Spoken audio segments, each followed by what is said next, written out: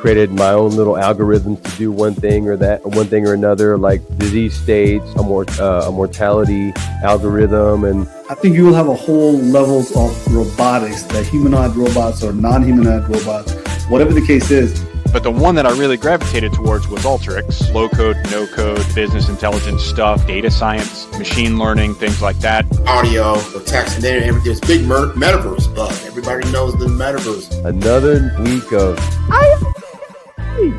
AI. How do we tie this into the CMC discussion, Brian? Like Darcy and Brian, tell us a little bit about the CMC side of things, because okay, I'll tell you my concern here. What if somebody's out there that has access to CMC information and they never separated their, again, I'm going to get into something technical, but ask me more about it if you have any questions. You always need data for training purposes to develop an AI, right? No matter how big of an AI, small or big, you always need access to data. All of a sudden, you have this data that's coming from Pentagon, and you don't understand the difference between the data that's coming from Pentagon and your data that you're allowed to use.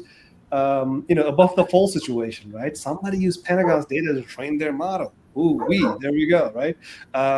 So kind of give us a glimpse into it. What do you think about those data that's being stored, and how does CMC play into that? Darcy or Brian, if you guys want to take a shot at this.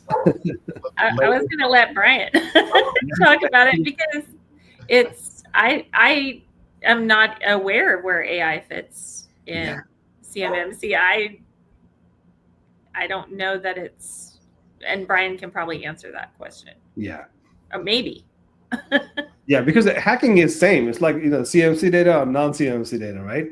CUI or non-CUI. Mm-hmm. I'm going to hack either way. And if I have to train my data, where am I getting the data from? Is it the CMC data or non-CUI data? How do I know?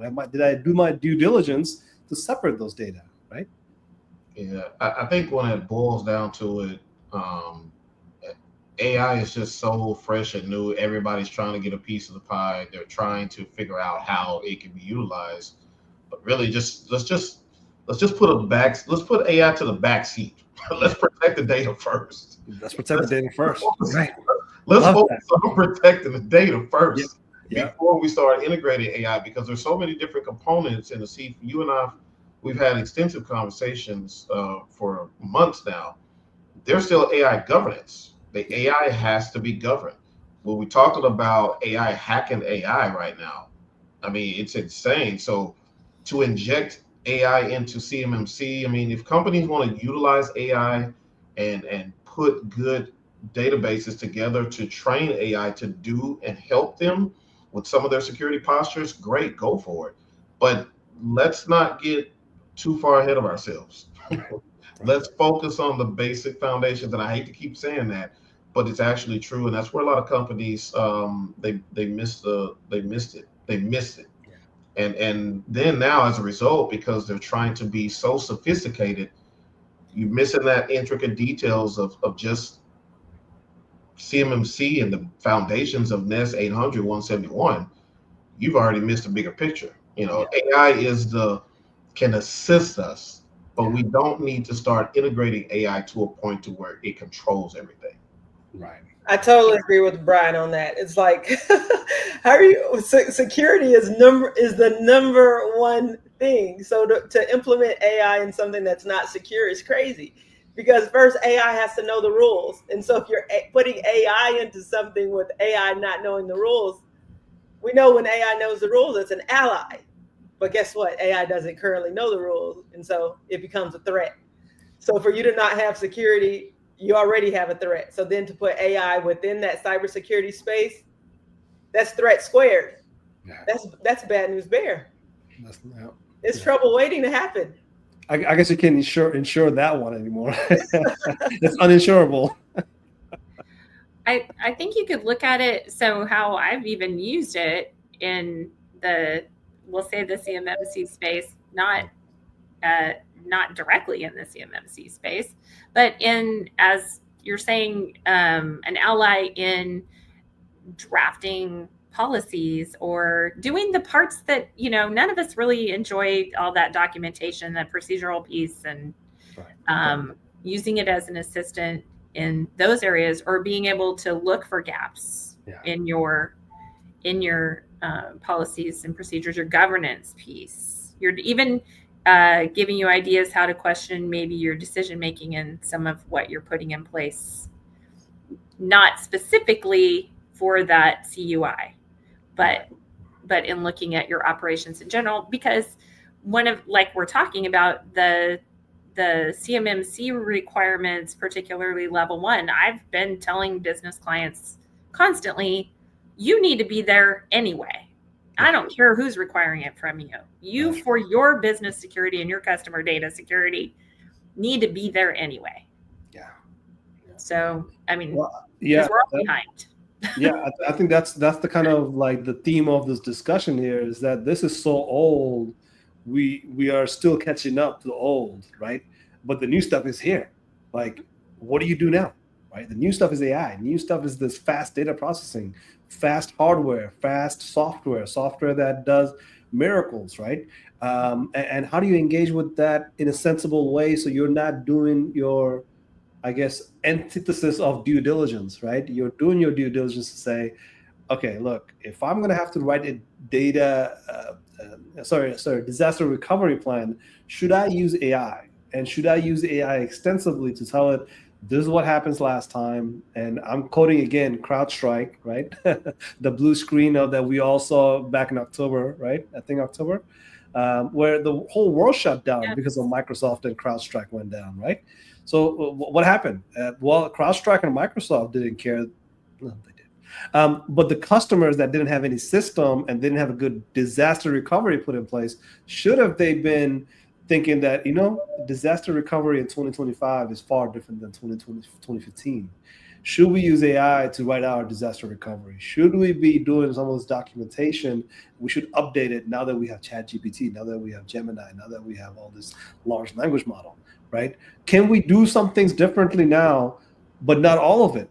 Because all of it means trouble, right? That's the due diligence piece of it, that, hey, CMC data should not be going into a ChatGPT prompt, right? You should not be dragging and dropping a CUI document into the CMC chat folder, right? So anyways, you get my point. But that goes right along with the creating parameters and writing rules for your AI. So if it's gonna help with your automating your compliance, then you've already written those rules into your model. It's not blindly using it and then it's just choosing to go its own way and going off on a tangent, and then it goes back to the movies like, oh, what happened? The robot has taken over. There's no longer the human in it. What's happening? That's going to create a fear because you're automating something that has no parameters. I love some of those movies, but most movies, they start off with the scary robot scenarios and they show it within an hour and a half how it ends for us. It's like, can you show me that one that we're in right now and slowly tell us how we get there in an hour and a half, instead of just jumping us into Terminator? Well, it's always, I can tell you, with all of the movies that I have seen of late, it's always because everyone's trying to go somewhere very quickly. That's right. And so they let down their guard, and the protocols they may have used in the beginning, they're trying to get there very quickly. So all of that goes to the wayside, and then they're left with the monster, and they're like, "Oh, what happened?" Well, what happened is you remove the human out of it, and you allowed the robot to dictate the AI to dictate the rules, and then reiterate itself, right? So the program is reprogramming its own program to become something that you can no longer control as a human. And then what do you do? Yeah. Well, if I can tell you one company and one name without feeling guilty about it, the Chinese AI that does surveillance all over the China is called Skynet. Mm-hmm. I don't know if there's a joke behind it. I just want to say it out loud. That system is called Skynet, and Skynet is what Terminator used as the evil program, right? AI program, but none of my business. That's in Chinese Mandarin, maybe. Who knows? All right. Well, if I were to encourage anybody to go see Megan 2.0. Oh, Okay. Megan 2.0, it was a wonderful message about AI. Not giving out the nuggets of the movie, but it really showed it. I was very impressed with the message behind AI. And in a nutshell, I think we've all touched bases on it. You know, it's training your AI to do whatever it is to make our lives easier, not for it to go into a deep learning and then start doing things autonomously on itself. But when you're talking about CMMC and AI, I'm like Darcy. That let's just leave the AI part because or are you going to train your AI to label all of your CUI? Or are you going to be sending CUI unencrypted? Or are you going to train the automation? So let's just, before we get too far ahead, let's get back to the basics. Get our clients, all of our, everyone that's handling CUI data, get that stuff labeled wherever it is. Get it labeled. Let's get back to the basic foundation, and let's not convolute this whole thing with AI. Because Darcy, I think, made a great point. We can use ChatGPT to maybe perhaps tweak some documentation and some governance, right? Some compliance. But ultimately, we still have to have the human element to go over because AI doesn't know what we have in our environment. They don't know it doesn't. We have to train it. We have to train AI. So we still have a responsibility, as organizations, we have a responsibility to go through our own SSPs and our PROAMs and all of our risk assessments and security assessments. I even encourage companies do a pen test, do a penetration test so that we can go through that thing very thoroughly, so that there's no type of there's no confusion. We're all on the same page. We know where the vulnerabilities lie. Now let's work together so that we can help remediate those things. Yeah, I mean, you're describing something that is, where we've been as is and to be, right? And we gotta take some action to become something else, right? And so, I think this part, let's kind of go through each of our background here, right? Brian has this amazing setup where people that are looking to do upskilling or professional development or just start a new career, right? His subject matter expertise is all the things that he's talking about, right? We have to educate ourselves, and education doesn't necessarily just starts with that idea that I need a new job, right? Just being aware is plenty, actually, because that means you are the defender of your system, and that system doesn't matter where it is, right? Be in manufacturing, be in a hospital, be in somewhere else. You're not supposed to click on that blue link just because you see it, right? You're not supposed to do a whole lot of things. So, Brian, why don't you give us a rundown of your services and your subject matter expertise? Because this is what we do in Smart AI community. We bring in businesses, we bring in folks to talk about their businesses and some of the things that they advocate for, right? The SMART, the A in Smart AI stands for advocacy, right? We want to be able to advocate for whatever we're passionate about. So, Brian, Masako, Darcy, Tony, let's go for it. Let's tell people what it is that we're passionate about and what type of services that we provide. Brian? Well, I'll say my passion has always been help. Even when I was a little kid, growing up in the church, and I would watch elderly people uh, struggle to even get up the stairs. So I just had a niche to help those people.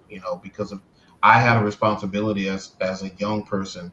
If I can do something to help someone, then that is my responsibility because it's who I am. So throughout the years, my military career, and now being the name and the face of this organization that we all love, it's all about assisting and helping. So that's the passion, is to help educate. So here at Stars Technology Services, we provide so much education. It is just enjoyable to see people's lives being transformed. But not only that, but when they actually go get a career path in this IT, the cybersecurity field. But not only that, we also provide the services that can help every organization from small entrepreneurship, small, medium size, large, and enterprise level. Security as a service. It's been It's been my go-to for quite a while now. Auditing as a service, compliance as a service, and then most importantly, training as a service. Because let's face it, everything, we have to be trained on everything, whether it's AI, whether it's cybersecurity, whether it's understanding how to use Microsoft Word. we can help and deliver that service so that it makes your job a lot easier. But not only that, we can help make your job easier, but we also can help secure it at the same time. Masako, you want to go next? Sure, I'll go. It's talk about yourself. Easy one. What was the question? No, Tell us about yourself, please. Tell us about myself. So I'm passionate about creating change within the communities that we live in, and one of the questions that I like to ask myself, and I would encourage everyone that's hearing my voice and watching my lips move right now, is to ask yourself the same question, and that question is, what are my best next steps to live my highest best life? And so in that space, I have several things that I do, but it's all about community building. I'm a community builder. And so I partner with organizations such as Starks Technology Services, such as Kupa Solutions, such as Matrix Capital Trust, such as Educated Insurance Solutions Group, such as the Business Loan Smart Way to get a loan for your business. And so I partner with organizations because when I partner with organizations that align with my core competencies, then that extends my reach to assist in community building.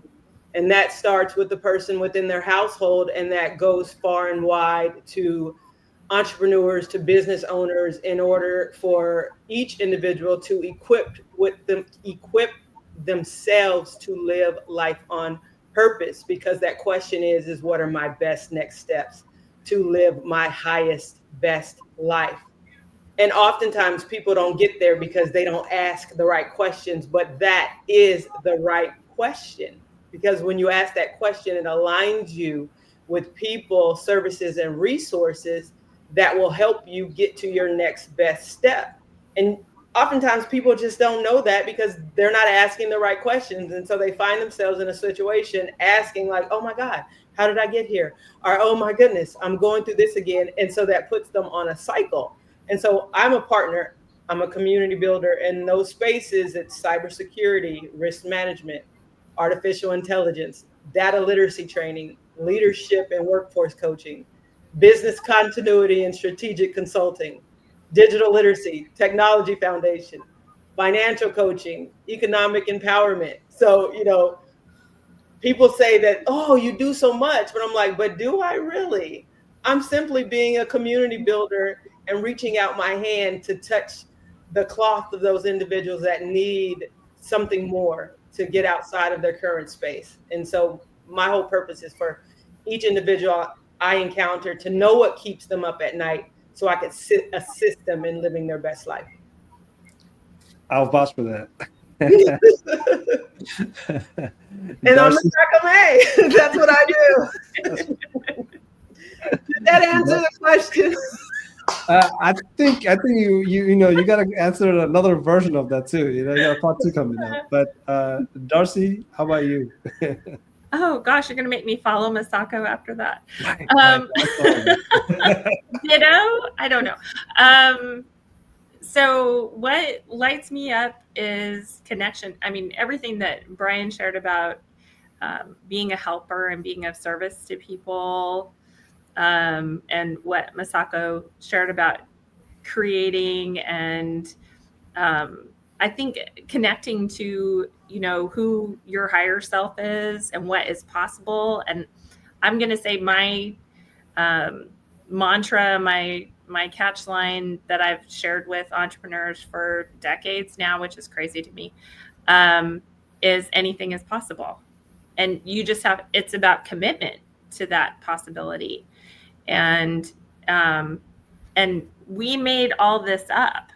we made this all up. It's not like it exists really separate from us. If we weren't here, it wouldn't exist, right? Humans. Yeah. Humans. And so my background's psychology. That's my degree. I love human behavior. And I love the outreach of technology as part of that. I am an entrepreneur. I love entrepreneurs because of their passion for creating something from nothing. That is like the greatest, I think, amazing gift we have as human beings. And AI is kind of an incredible offshoot of that to me. Like one we envisioned for a long time, like a lot of things. And we don't have to make it dystopian. That's a choice, right? We don't have to, because we get to create how it happens. So I'm really, I feel very joyful and fortunate in life that I get to work with people who are actively creating things. And I think the piece that lights me up is to be able to offer suggestions or guidance of forming their own connections, building teams that you don't have to be the expert in everything. There are experts out there. It's creating those relationships and bringing those people in. And then again, we're bigger than, the sum of all the parts. And also even those basic pieces, like we're talking about compliance and regulation, those seem like really dry, boring things, but it gives us, it's where we do get to slow down. We do get to reflect on what do we really want and how do we want it to not just exist, but be sustained over time. We want it to exist over time. And so having those frameworks, having that foundation, making sure that it's solid and even can be replicated, is part of the part that lights me up. And then I just I geek out, and what Asif and I geek out all the time because we get into like the existential pieces of it. But to me, it's all existential. So I love what I do every day, and I'm very excited and fortunate to be, with the people I'm with. Yeah. I mean, I love that. I love that we are all here to help other people, right? That's the theme here. I got a special treat right now because wait a minute. Pause for a second, Asif. I want to say something because you and Darcy have said a couple of times this evening that governance and compliance is boring. But I'm telling you guys, looking from outside in, and I'm telling you guys, governance and compliance is exciting. And let me tell you why. Because it creates structure and discipline. And structure and discipline is where we thrive. That's because everyone appreciates structure and discipline. Sometimes people act like they don't want it, but everyone appreciates it because it shows you that you love you. When you have the structure and the discipline, it allows you to thrive. So I'm telling you guys, you're saying it's boring, but I'm telling you it's not. With your governance and your compliance, that's exciting. That's the exciting stuff. It's where it's the jumping off point. And it really is. And so thanks for saying that, Masako. Yeah. No, well, I got a special treat because Tony can, jump into what Masako said, right? What is that one little cartoon that somebody says like, who wants structured data? Everybody raise their hand. Who's gonna clean it? Except for Tony. Everybody else like, put your hands down. No, I can clean it. I can clean data. I have some data science immersive in my background. We love clean. That's another thing we love. We love structure. We love discipline, and we love clean. There you go. Clean data. Who's gonna clean it? But I'll start with Tony here in a second because we have a special treat from Tony because he just recently finished his PhD. So not only are we going to hear about all of the things that he's passionate about, but we want to hear about his journey into this PhD world that he just been through, right? And we're going to be the audience here to learn from him, because as he's teaching us what he's been through, I'm expecting the other people to listen and say, yeah, I can do that. I can do that, because it's not easy, but to get started is the hardest part, right? And once you get started, you just continue, because that's me. That's all of us here, right? We started at one point and it's just continued, right? We never said, "Oh, this is it," right? I'm stuck here forever. No, nothing like that. So, Tony, my friend, I'm always looking for your next journey. So, but before we get started on that, talk to us about your past, where you've been and where are you heading next. As a kid, I was always in love with knowing everything. I wanted, if it was something I could learn, I wanted to learn it. And because of that, I basically kind of fell into working with data. But I fell into, I talk about falling into places because serendipity seems to be my best friend. I came into 911 out of a badly worded job application, a job help wanted ad. They said they wanted a CAD administrator, no experience required. Well, what they didn't say was CAD meant dispatch, not drafting. So I'm thinking they're designing their own jails, they're designing their own guns. No, I'm being told, what do you do if 911 goes down? It doesn't. That got me the job. And then I fell in love with the idea that I was supporting heroes on a daily basis. Yes. Because I'm sorry, those folks that sit in those seats, they are heroes beyond my abilities. Yeah. I was hired as a programmer, software developer. I became a data-focused software developer because I found the data was more fun to work with than the code that I was having to rewrite. Yeah. I went ahead and finished a second bachelor's degree, started toward a master's. I wanted to focus in security because I wanted to focus on offensive programming. Forget defensive programming. I wanted to program offensively. I wanted to fix it before you knew it was broken or before anybody could figure out how it was broken. They said, nope, you don't have the background for it, but we have this data analytics program and you qualify. So I jumped into it. And then one thing led to another. I was analyzing how we responded to COVID-19 and how much of our response was technologically impacted and how much of it was people impacted. We found the technology was the bigger impact than the people. And I looked at my wife and she said, you're this close. You've always wanted a PhD. Let's go for the PhD in data science. And everything I did, I got in trouble with a couple of professors for it. Everything I did was focused around the centers, around working with my headset heroes and trying to find a way to make their lives better through the use of data. I've been lucky that I have done everything from architecture through data science, architecture, engineering, administration, management, governance. When it comes to data, I probably had my hands in it somewhere. Yeah. I focused on one of the biggest problems in the centers, and that's staffing. We don't have enough people. But I got dragged into it when my director called me one day and said, have you heard of Erlang? Having a degree in software engineering, I'm like, yeah, it's a great programming language. You want to figure out staffing model using this programming language? It'd be a challenge, but it could do it. No. I went and looked, found out. I had no idea what she was talking about. I learned about Erlang algorithms, the queuing theory. At the same time, I was working on a PhD and realized they were telling us we needed to hire 3 times the staff that we had on hand. I'm seeing all the looks on your faces. Imagine the look on the city council's face when we wanted to go to them and say, we need to hire 3 times the number of people we currently employ. Yeah, Masako's face says it all. Yeah. We didn't do that. We said, how do we build a better mousetrap? And for me, it became, well, I can't tell you how many people you need if I don't know how many transactions you expect to handle. Yeah. So I started working on the other end of it. And I realized I'm a unicorn. I'm a database administrator and data scientist in a public safety answering point. Right. There's probably maybe 2 or 3 other of me in the country that are dedicated to working in the center.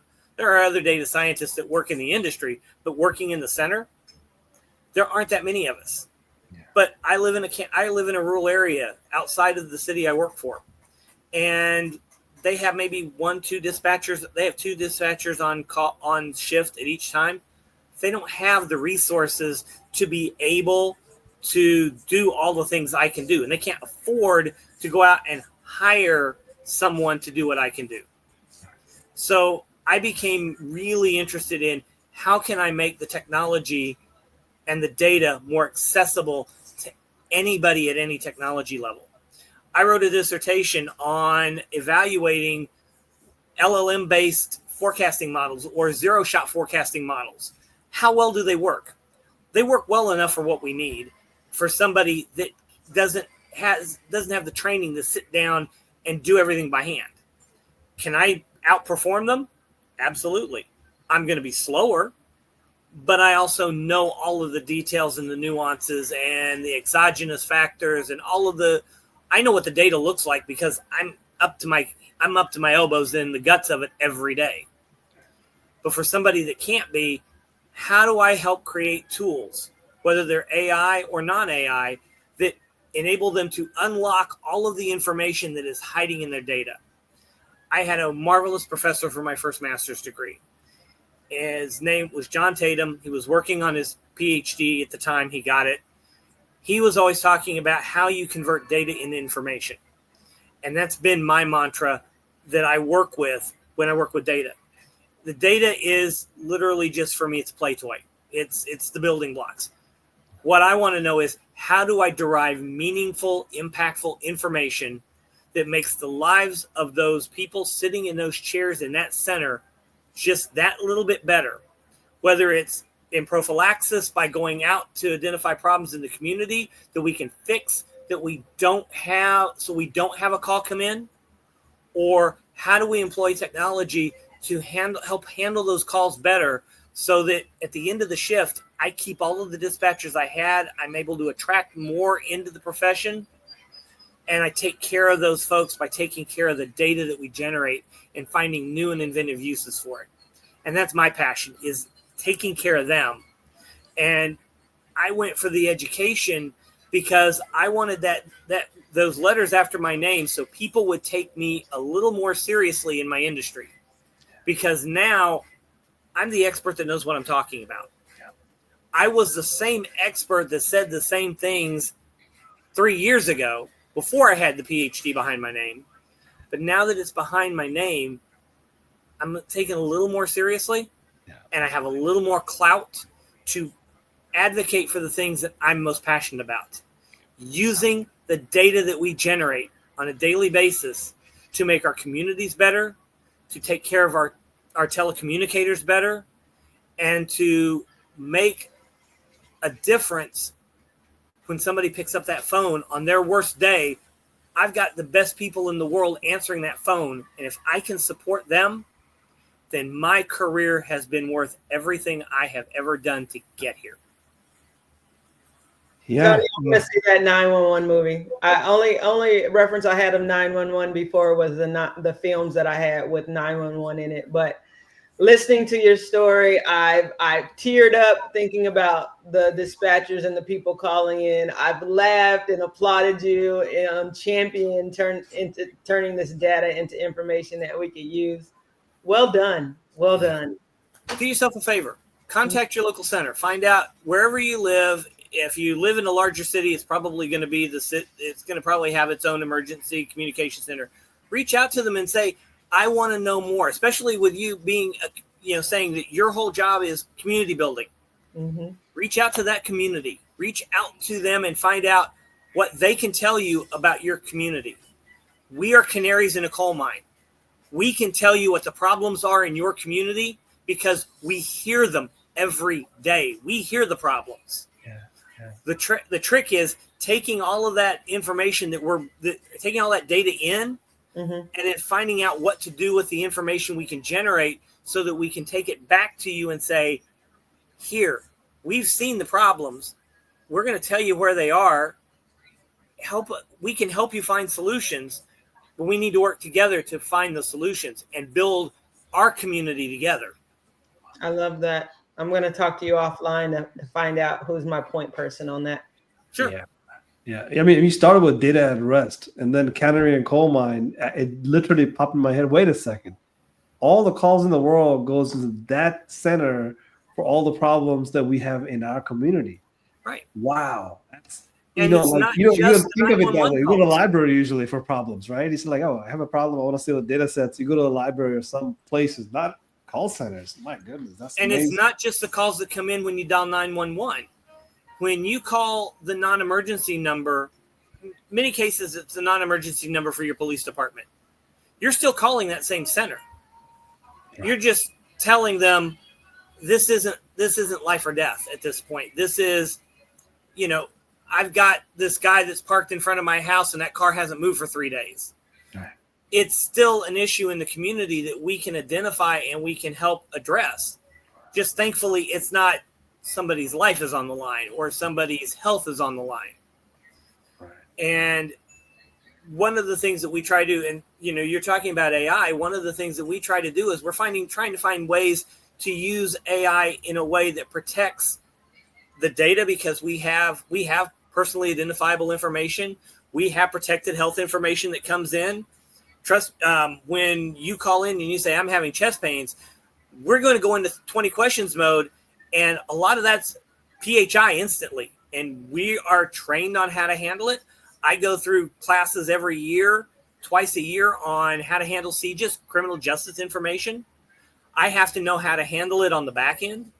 I have to know what I can release. When we get FOIA requests in, we have to know what can we release, what do we have to redact, and I'm trained on that. I'm recertified on that every year. I take additional training and certification to make sure that whatever I do, whatever I touch is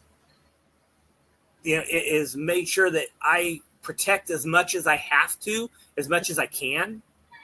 So when I'm interrogating you about this new application you want to deploy, it's because I know what I'm sitting on. And I don't want to let you have one drop more than you absolutely need to do what you want to do. And then I want to evaluate how you do it to make sure that what you sold me is what I'm getting. And to know what my data is doing when it's moving outside of my control. And I bring all of that back to CompTIA when I'm writing these exam questions, because I'm passionate about making sure that the people that follow me, because I don't want to be the only data scientist in the 911 center, but I also don't want to be the only DBA that handles this data. Yeah. I want to know that the people that I'm helping in that career pathway will take this as seriously as I take it, because this is all your data. This is all these facts about you at your very worst. And I'm protecting it like it's my own, because it effectively is my own. I take ownership of it when I step every day, when I step under the floor, when I step into my office. I'm taking ownership of everything that's in there, because that's how I know it'll be taken care of. Yeah. Because I know what my training is. I know what my skill sets are. And I know that I will take care of your data. Yeah. Because that's my mission.